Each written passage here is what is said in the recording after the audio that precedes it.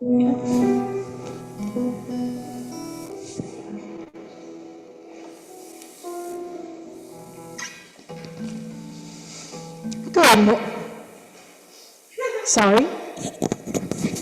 Do we have too many mics open? Hopefully it won't do that again. Good morning and welcome to First Unitarian Universalist of Niagara Falls. I'm Reverend Susan Frawley. It's my honor and privilege to be in your pulpit this morning. And in a moment, we're going to begin with our prelude music. So Max, if you're ready, we will begin that.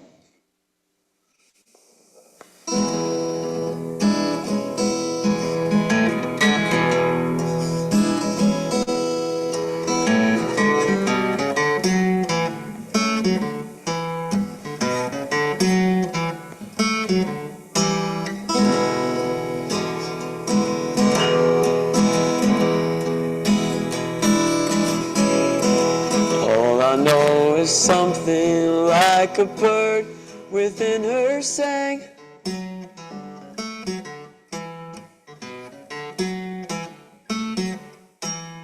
All I know is she sang a little while and then flew off.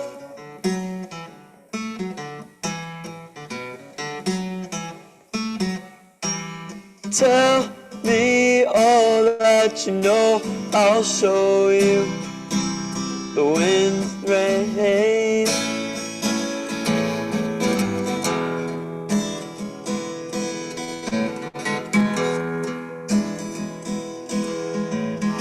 All I know is something like a bird within her sang.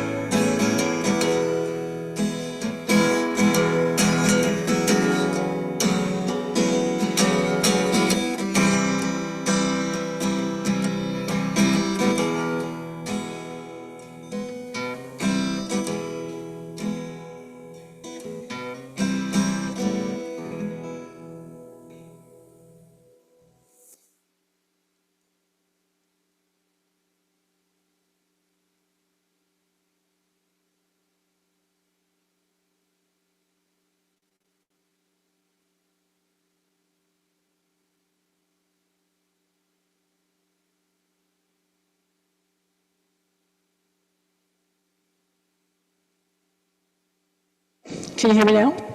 There we go. So we haven't done this in a while, and I'm not asking you to move about, but I think it's important we get back to that aspect of sort of greeting or acknowledging each other as we're together. So just want to take a moment, just look around. You don't have to get up, don't move around. It's still cold and flu season, but just wave to each other, say hi, go Bills, whatever fancy you like, just to make sure that we acknowledge who we're here together with this morning.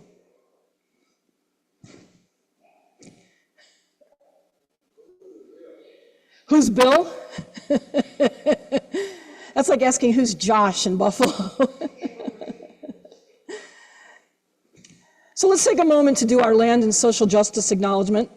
The land that this church sits upon was stewarded by the Haudenosaunee people.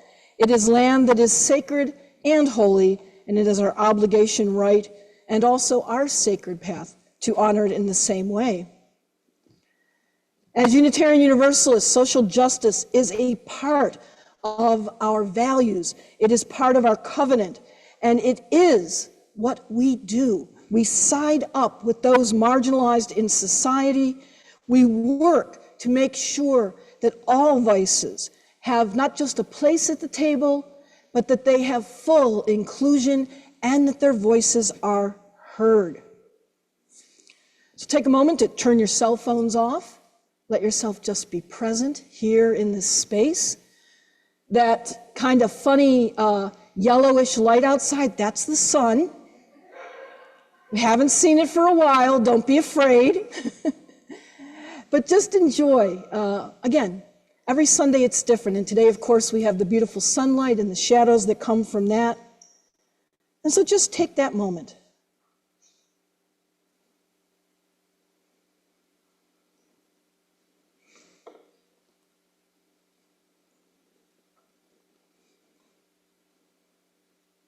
Our opening words this morning come from the Reverend Jessica Purple Rodella.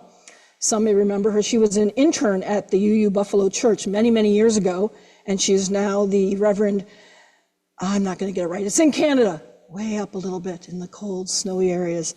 But she wrote this wonderful piece, and I want to read it for you this morning. Listen. Listen to silence. Listen to the wind. Listen to the stars. Hear trees. Dance. Dance to the beat of your neighbor's heart. Dance to the rhythm of your childhood dreams. Sing. Sing and hum a wordless song to the tune of your rushing blood.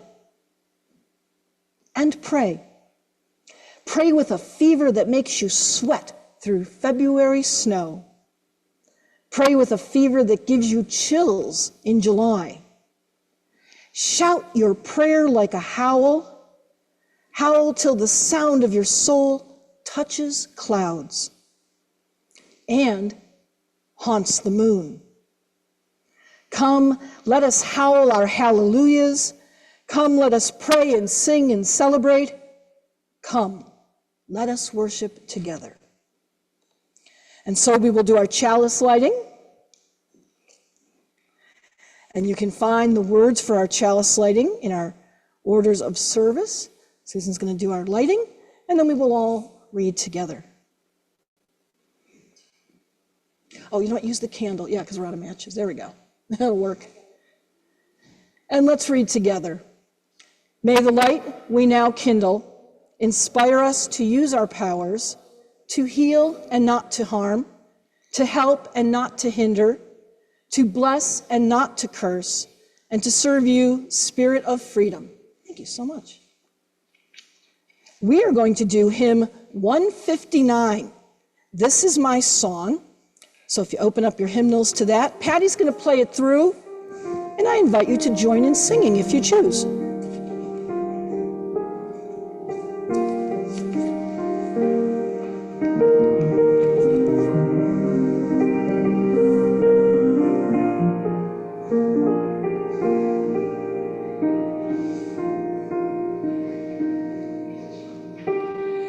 This is my song, O God of all the nations, a song of peace for lands afar and mine. This is my home, the country where my heart is. Here are my hopes, my dreams, my hopes.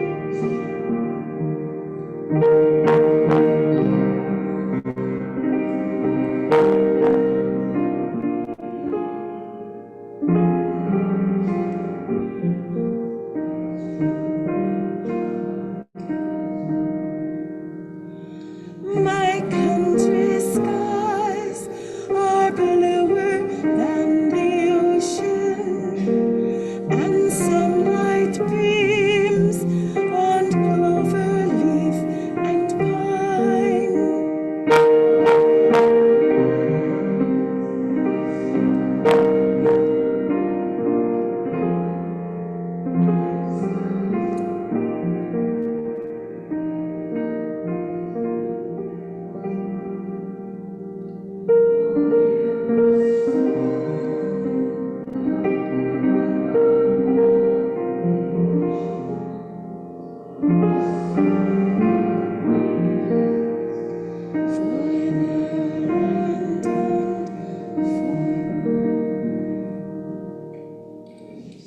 That was a very good choice for this morning. Thank you for selecting that.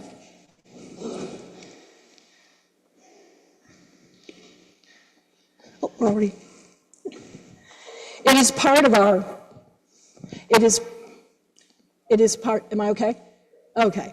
It is part of our traditions. It is part of our covenant of being together to take time to share our joys, our sorrows, and our concerns in a soundbite moment with each other.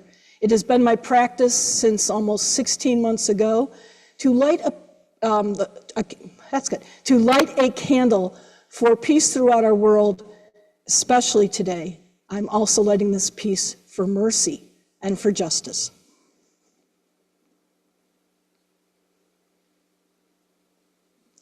And I now invite you to come forward and share your joys or sorrows. Also, if you're remembering someone, you may put a stone into our vase in that remembrance.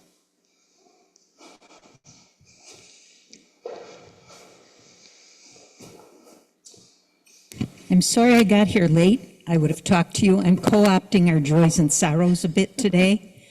I've had a really hard time all week. I was going to watch the inauguration thinking that I should pay attention, and I heard the first few minutes of Donald Trump's speech, and I had to turn it off. I just couldn't watch it. And I'm really sorry I didn't pay attention, because I want to share with you what I think is one of the most beautiful and courageous things I have ever seen, Marianne Buday's plea to Donald Trump.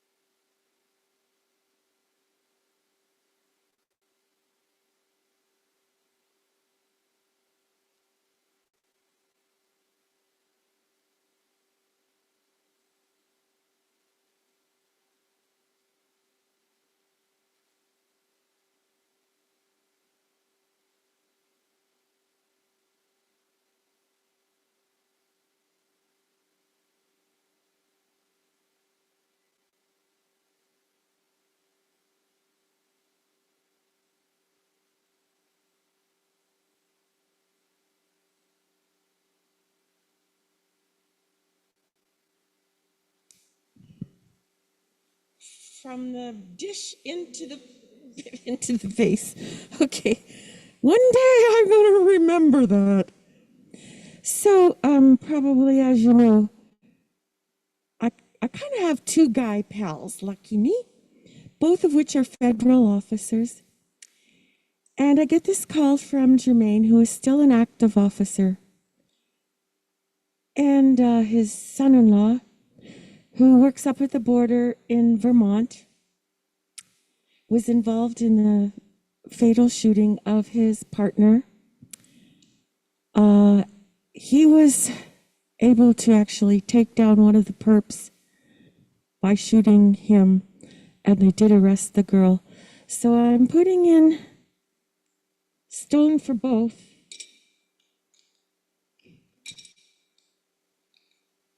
And for Jermaine's son-in-law, who has to deal with the fact that he's taken a life.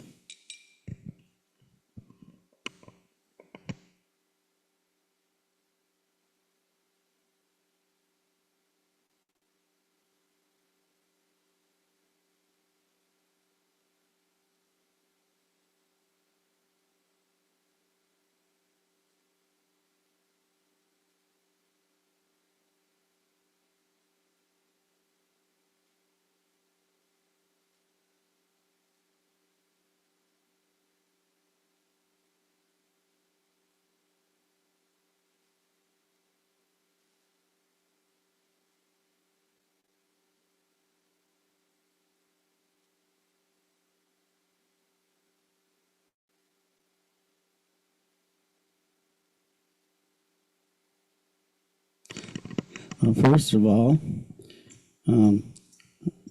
I guess the fires are still going on in California, so I'm going to continue to, bring that up and light a candle for all the families and people out there in California with the fires.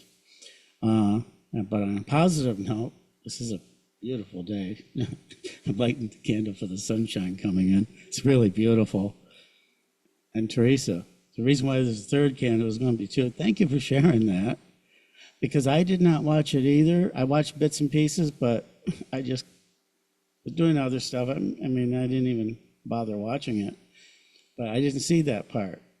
And because a lot of my family down Southern Tier are right-wing conservative and everything, I got posts and stuff on Facebook that she was bashed President Trump. And thank you for sharing that. I didn't see that at all. She just asked President Trump just to have mercy on other people that are different than him. And I hope he does. But that's all I can do is hope and pray that he does. Maybe the creator or something puts something in his mind to kind of, calm his personality down.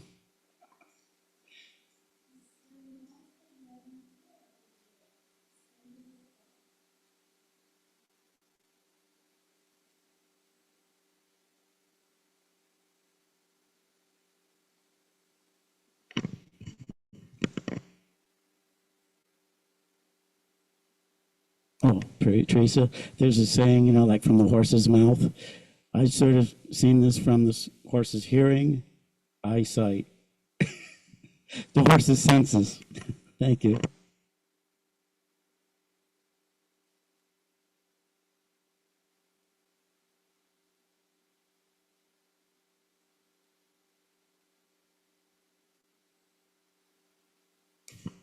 I guess this is a day for losing people, but I have one as well. I retired from the phone company in a technical capacity. I was represented by CWA. The president of our local was someone named Jan Borman. And Jan was a very effective labor leader, worked very hard for everyone. Was very helpful to me in particular, and she passed away this past week, pancreatic cancer. The shocker to me being that I saw her 2 months ago and she looked absolutely fine. I think she was about 65. Incredible. It was just amazing. So anyway, this is to rest the soul or offer a blessing to the spirit of our friend Jan.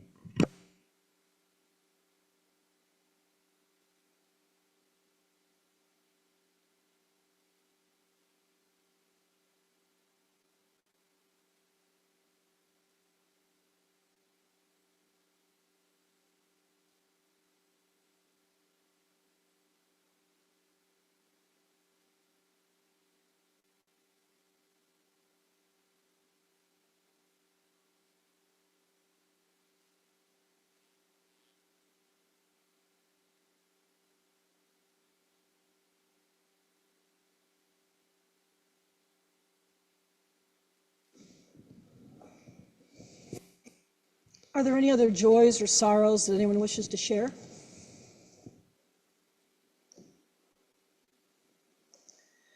For all the joys, for all the sorrows, for the remembrances of those who have passed on, some that have been shared and some that are held in hearts and minds today. To all of these, we give our best intentions and our best energy, and we bless them. Amen and a women. Little side note of UU history, as we were watching this particular video, and Teresa, thank you for sharing that with everybody. That's one of my personal heroes, and not just for what they did then, but you may not know this, but years ago when Matthew Shepard, the young man who was killed in Laramie, Wyoming, his parents did not have him interred anywhere because they were so afraid that his gravesite would be vandalized or used or desecrated. And when, at that time, the Right Reverend Buddy found out about this, she reached out to the Shepard family, who I believe in their roots were Episcopalian, and said, "You can bring him here to the cathedral, and we will intern him here." And they accepted her offer, and she led an entire process and blessing, and that is where Matthew Shepard now lies, and his family, again, has some peace. And her words, again, for that, I bring that up because she has always been an ally for those who are marginalized. And so this was not new, but I'm so glad that many people have gotten to know more about her and about what she did that day. Second piece of a UU history, what she did in the pulpit that day is not any different in some ways than the Reverend Hosmer. And if you don't know who that is, George Hosmer was the first Unitarian minister in Buffalo, New York. And right before the wars were going to be breaking out in our country, North and South, Grover Cleveland had brought Abraham Lincoln to Buffalo, and he brought him to a morning service. And from the pulpit, Reverend Hosmer spoke to him, not calling him out, not politicizing. We'll talk about that later because there's actually a law against ministers politicizing from the pulpit. It wasn't back then. But what he did is he talked to him as a father because he knew that his son was going to be engaging in war.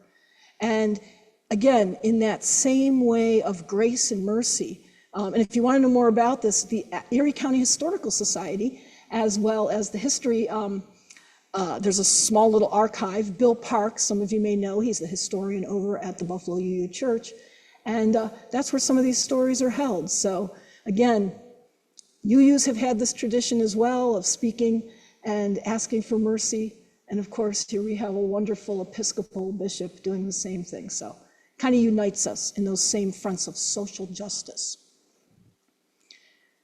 So this morning, we have a theme about slowing down, and it's so appropriate because not only the hustle and bustle of holidays and other types of celebrations, but there's been a lot going on. Our brains and our hearts and everything are just beating at this crazy, amazing rate. So I wanted to bring back the story for all ages. And this is an adaptation of a story called The Tortoise and the Hare. And so one day the tortoise and the hare engaged each other in the village, saying hello. And the hare, being who the hare was, a bit of a braggart sometimes, was saying to the tortoise, "Oh, you just move so slow." The tortoise was unfazed by this and just said, "Yes." And the hare was, I'm going to challenge you to a race. And the hare's thinking was, because I want to show my prowess and my abilities and show off to everyone my athletic abilities. And the tortoise listened to what the hare had to say and said, okay. So a date was set and a path was put forth, and all the villagers came out to watch this race with the tortoise and the hare. And at the beginning line, the hare was going and moving and getting all kinds of energy going, and the tortoise was just sitting, observing the path that they would be taking. And the hare was like, "I am going to beat you. I'm going to be so far ahead of you. I can't even believe that you said you were going to do this today." And the hare just quietly and calmly said, So a signal was given, and off went the hare. The tortoise, in their style and method, moved slowly and methodically along the path that was put forth. The hare got quite a ways down on the path, looked around, didn't see the hare anywhere, and thought, what the heck? I could finish this race right now. But that guy's not even going to get to see me do this. What the heck? So the hare doubled back, found the tortoise, ran circles around the hare saying, come on, you need to see me win. Come on, you got to get going. The tortoise said, and kept along, slow and methodical. The hare, not getting the response they wanted, sped off further down the way, and again realized the tortoise was not going to be there to see their great win. So the hare found a lovely area of grass and laid down and said, I'm going to take a little nap because it's going to take him forever to catch up with me. And then when he's here, then I'll go ahead and he can see me win. So the hare went off into a lovely dream. The tortoise continued in their own way. And while the hare was dreaming, the hare heard, at least they thought in their dream, all kinds of cheering. And it startled the hare up. And the hare looked around and realized that the cheering was coming just beyond and in front of him, thinking, what is going, oh my God, and realized that the hare was almost near the finish line. Tortoise, thank you. I keep So the hare got themselves together and raced as fast as they could down the rest of the path. But the tortoise was already crossing the line before the hare even got right in sight of him. Of course, the hare was livid. How did this happen? You shouldn't have beat me. I was ahead of you. I was ahead of you the whole way. This is impossible. How did this happen?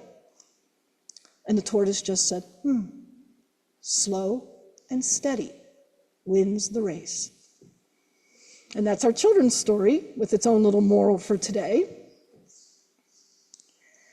And so our spiritual practice as well falls into that same way.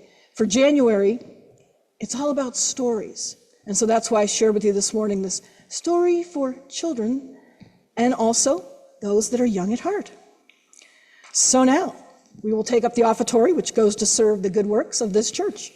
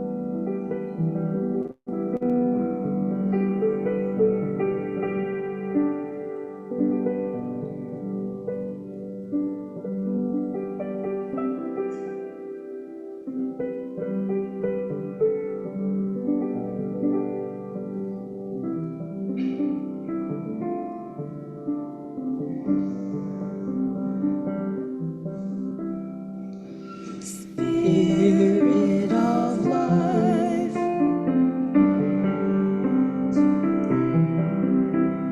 sing in my heart all the stirrings of compassion, blow in the wind, rise in the sea, move in the giving life the shade of justice.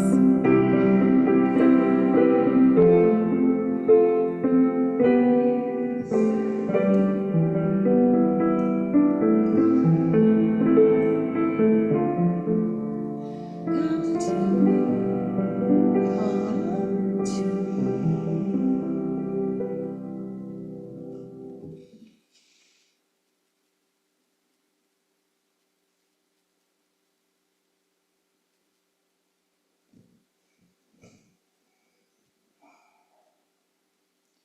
Slowing down, it is the hardest thing to do.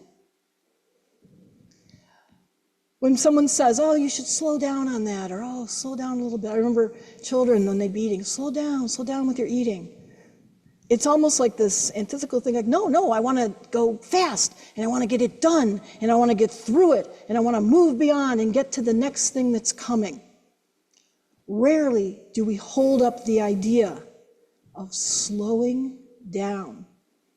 And yet, back in the beginning of January, when people would talk about their New Year's resolutions or things for the new year, so many people would say, and I intend in the next year to slow down more. Kind of like buying a gym membership. It feels good that first week, and not so much months later when you haven't gone and you're getting your bill. And not slowing down can do the same thing. What, Sue? What are you talking about? Well, when we don't slow down in our lives and in our bodies, and we can't keep up with the pace, a bill comes calling. It might be a health bill. It might be a psychological bill. It may be an emotional bill. Something happens when we don't give our bodies its best energy and its best health. There's an old phrase that dis-ease can cause disease. And I believe that it's very true. And in this time right now, many people have a lot of dis-ease. So many things that are keeping them up at night, things that they're churning over, worried about, or even experiencing directly. Let's not discount that. The things that are happening are not so far away. And this is important to realize that if you are directly involved, or you always sometimes have a connection of someone who is involved, that slowing down process is so important. There's the personal part of it, where you simply just take a deep breath and try to consciously get your breath to move into a place and a rhythm that is slower and feels more natural. And just by doing that, brings a calmness. Now, I'm not going to make you do it this morning, but I'm going to invite you to try these things of just doing that breath in.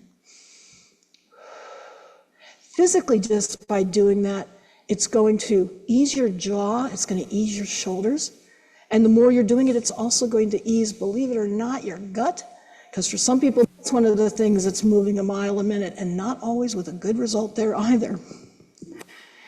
And sometimes slowing down is not just about the body, but can also be about our brains. Taking a moment to just be present. It might be a friend who's going through something, or inviting a friend to sit with you. A lot of times people are upset, they may call a friend and they're discussing it, they're talking it through. But rarely do people reach out to a friend and say, can you just sit with me for 5 minutes? You don't have to say anything, you just have to be present. Now, if you've never done this, or if you've never, it has the most remarkable healing process. When I was in seminary and we have to do chaplain training, one of the phrases and techniques of visiting in hospital rooms or at nursing homes was to do something called the non-anxious presence. And what this means is that when you're with another person, and especially a person who is in distress or pain or having other issues, you simply be present with them. You don't have emotional overreactions or exaggerations or other, you're just with them. And your eyes and your body and your tone, let them know safe, that they can slow down, and that they can share or not share as they choose to. It's a hard thing to do. It sounds so easy. I was talking with some colleagues who are all social workers, and we work with older adults. And I've shared this idea with them many times. And sometimes, especially when you only have so much time to be present, it's hard to do that. But we had talked, said, let's just try this for one day. Just try this idea. And they did. And what they found when they came back and we were all discoursing was they actually got more information or more a sense of the clients or patients that they were experiencing just by doing that simple exercise with them. And it was hard because many people in professions, you're trained, you have a script, and you want to get that script out because that's how you get your information or that's how you move about. But to work without a script and just be present and not be anxious, it's the toughest slowdown you will probably ever do in your life. And yet, it can be the most important thing that you ever do for another human being, or to have someone do for you. And again, I empower you and invite you, if you're in a place, to say that to another person and just ask them only for their presence. It's okay to ask. And again, that might be just the solve that you need to help you as you are going through things. But slowing down, there's a lot of other ways as well. I am a renowned swearer at other cars as I am driving. Right, Max? I hate other drivers. I hate other cars. I hate the thruway. I hate the 290.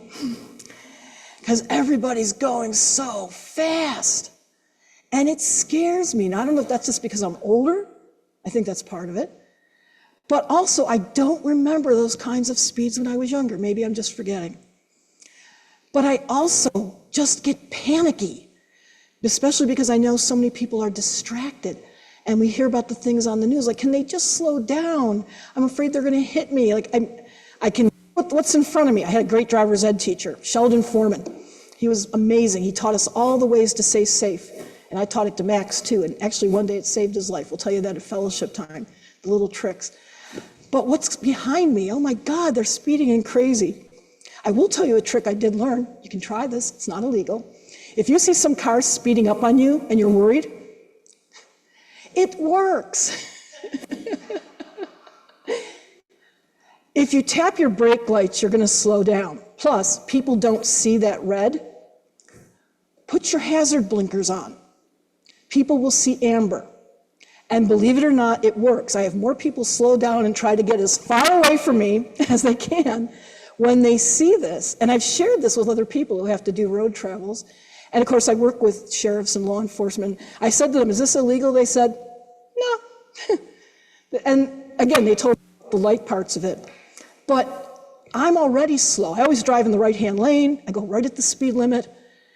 But that aspect of others going fast and wanting them to slow down, that is one way that you can helpfully alert or help in a calling in way, as opposed to, Max learned his best swear words in my car.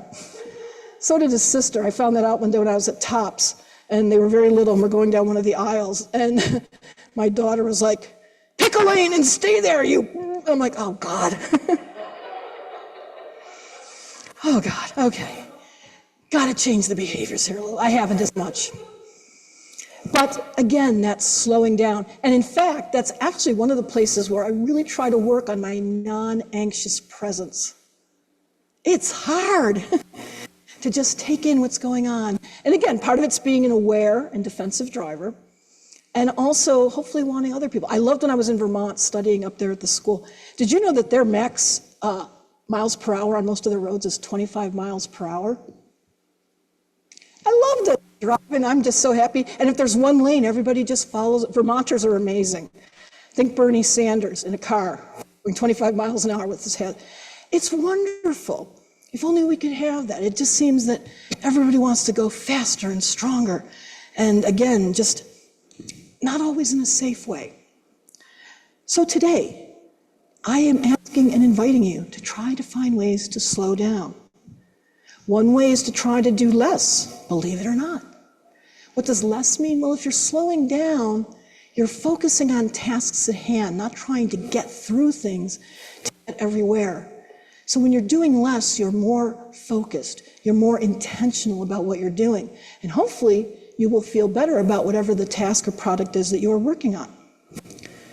When you've slowed down, you also are able to be present, not just for other people, but also for yourself. And you may be amazed at the things that you see, experience, the more you allow yourself to be present in your world.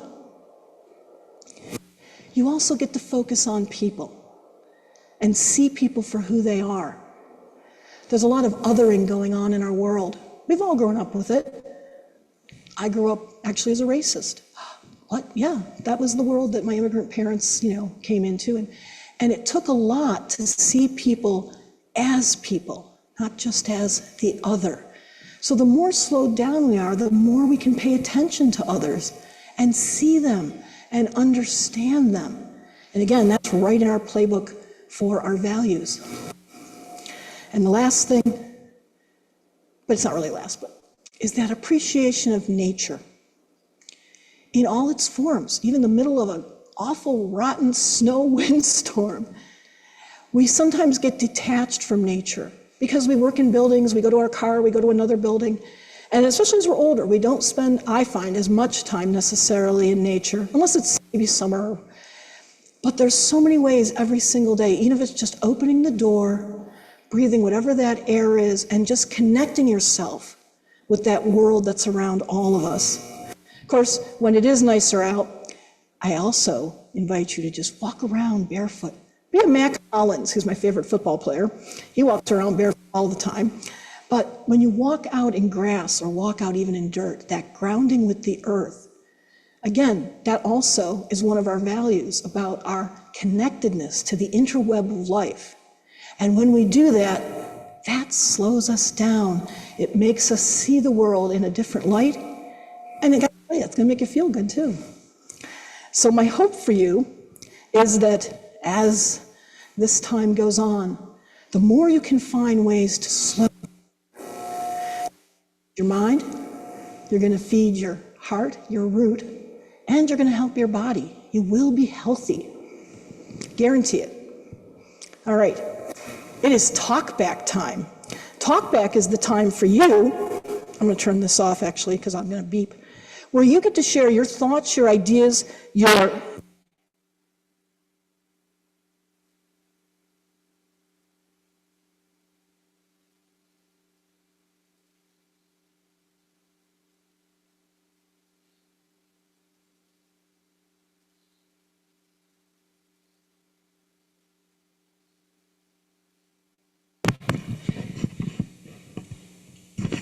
Literally this morning, me, Abby, and Emerson were in the family bed and, talking and looking at books or whatever, but somehow we literally talked about the tortoise and the hare today. And then also we know another story about it's the hummingbird and the heron, so it's similar to that. But this whole time you were speaking, it just reminds me I think my family, our values are to slow down. So I have the opposite problem where everything is so slow, what are we gonna do today? But I remember in 2011, when I was in Nepal, it was slow. They don't have much to do, so everything is slow. Life is just enjoying life, whatever. But I remember Abby was my tour guide, and the one day we went out, or he did something for me, and it took half an hour. And so afterwards we're saying goodbye. I'm so what are you doing today? He's oh, I already did it.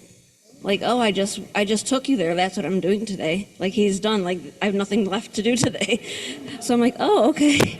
So that's kind of been our family thing since then. And now he took the next couple of months off, or took a month or so off, took the winter off. Usually we travel during the winter, but last year we didn't travel in the winter because we stayed home for winter and there was no winter. So this year we're very thankful for the snow because Emerson's out playing in the snow daily and we're walking around and going sledding and stuff like that, so that's cool.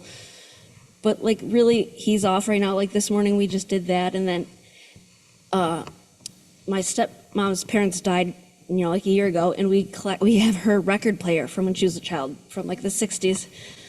So Emerson gets up and he's sitting in the living room playing with these records, listening to Briar Bear or whatever, Briar Rabbit from 1960s. So it's just really slow pace, and it helps that we don't have a TV or anything like that in our house. So it's just a quiet, peaceful, slow life that we have for right now, and I'm really thankful for it, and it's great.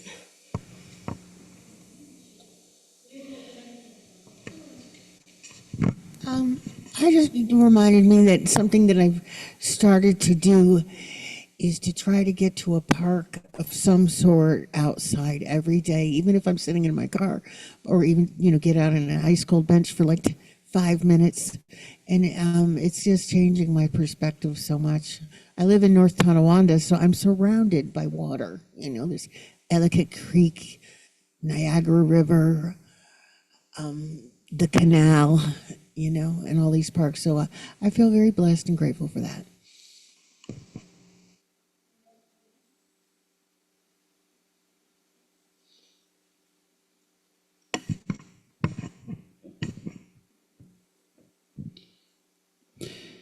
Well,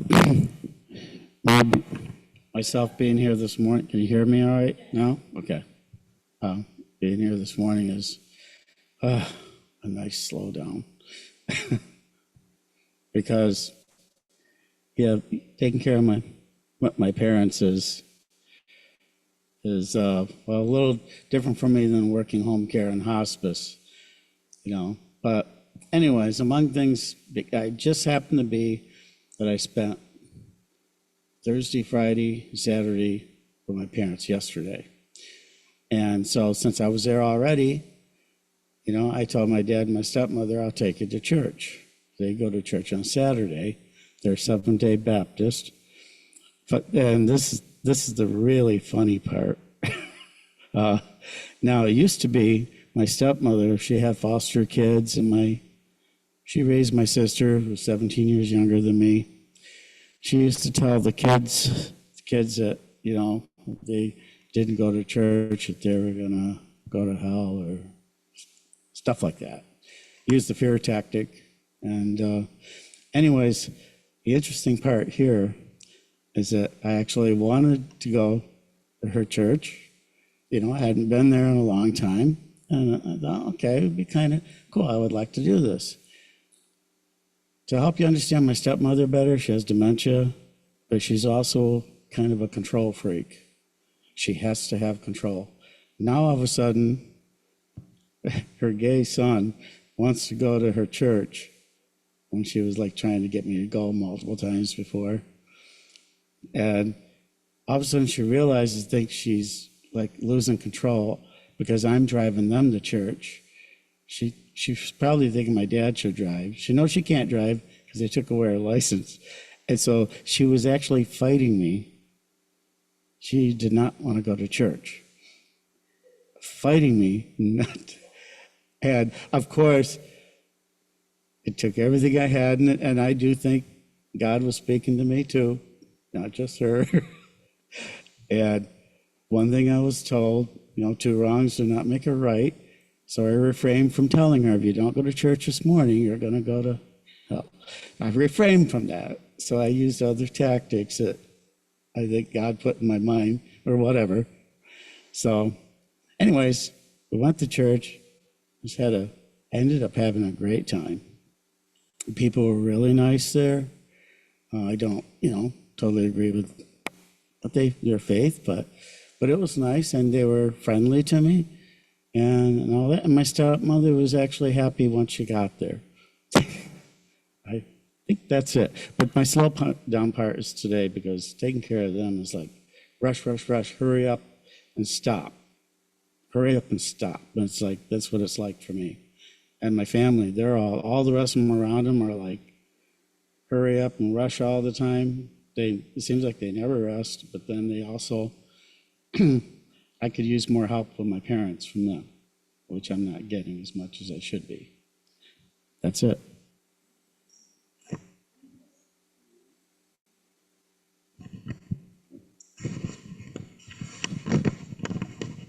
I think you're, well, first of all, with regard to the sound that's nasty today, I know what the problem is. It's part of our electronic ear. It's having a headache I keep chasing, and we'll fix it. Your talk about the speed of things took me back to childhood, really. That I was a teenager and staying down with relatives in rural Pennsylvania. And the whole pace of life there was slower. I mean, when you were talking with someone, the cadence, the flow of the conversation was slower. And it was interesting to me that two people could stand and chat with each other, and one, at a certain point, the conversation would reach a natural break, and both would remain silent for a while. And then one would pick it up perhaps 15 seconds later and continue. This was perfectly normal. But the thing that I felt better there. I felt better living there. And I thought it'd be nice if I could finagle my life so I could live in this environment. Never turned out that way. Wound up living my life in Metro Buffalo. But you know, just that slower pace, I think, you know, the blood pressure has got to be lower. You know, there's so many things about life that are just, you know, they're easier to take if you're just taking a more measured approach. And so I think your comments today are a good reminder about that.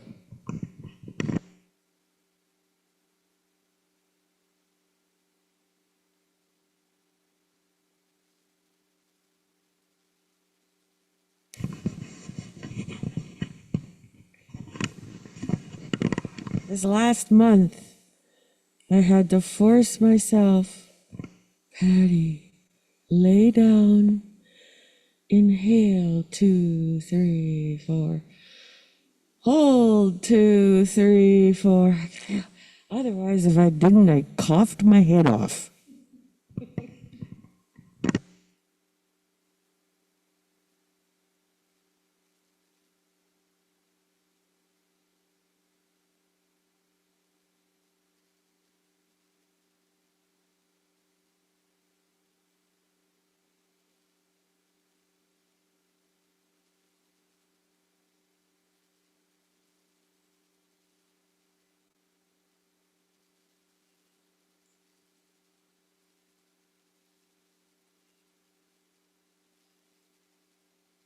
Him is, actually, you know, we're close.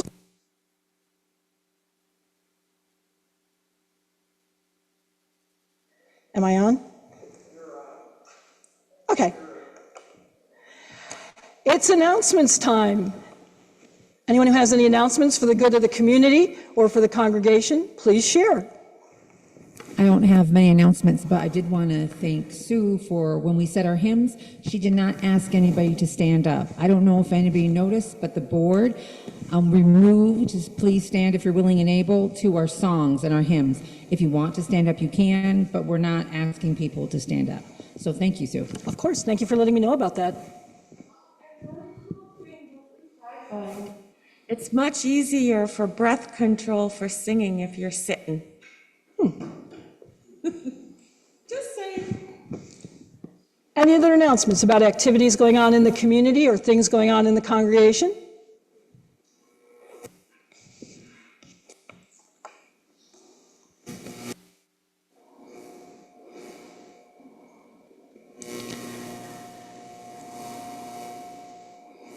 Sorry, use electronics. I used to print out all my stuff, but unfortunately, now I try to use electronics as well. It's also good for the economy, not so much paper. Our benediction comes from a writer called Doko. They say, just slow down. Slow down your speech. Slow down your breathing. Slow down